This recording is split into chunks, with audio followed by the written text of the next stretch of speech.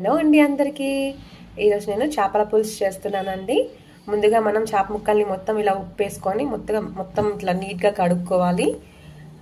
చేపలు మొత్తం కడిగి పెట్టుకున్న తర్వాత కొద్దిగా ఉప్పు వేసుకోవాలి, కొంచెం పసుపు వేయాలి, మొత్తం ఒకసారి కలపాలండి.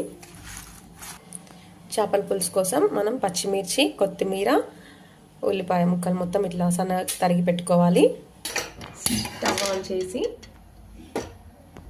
3 పావుల ఆయిల్ యాడ్ చేసుకోవాలండి. ఎప్పుడైనా నాన్ వెజ్ కర్రీలోకి కొంచెం ఆయిల్ అనేది ఎక్కువగానే పడుతుంది. కొంచెం ఆయిల్ హీట్ అయిన తర్వాత ఉల్లిగడ్డ ముక్కలు వేసుకోవాలి, పచ్చిమిరపకాయలు కూడా వేసుకోవాలి, కట్ చేసి పెట్టుకున్న పచ్చిమిర్చి యాడ్ చేసుకోవాలి.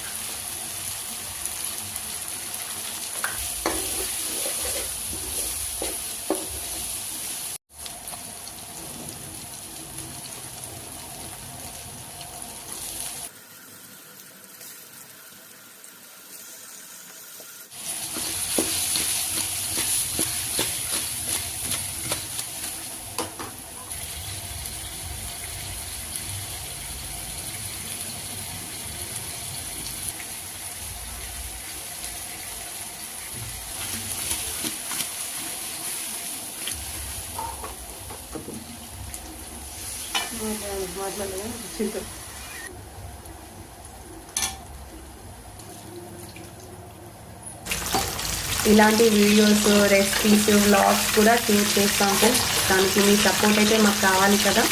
So please support me friends.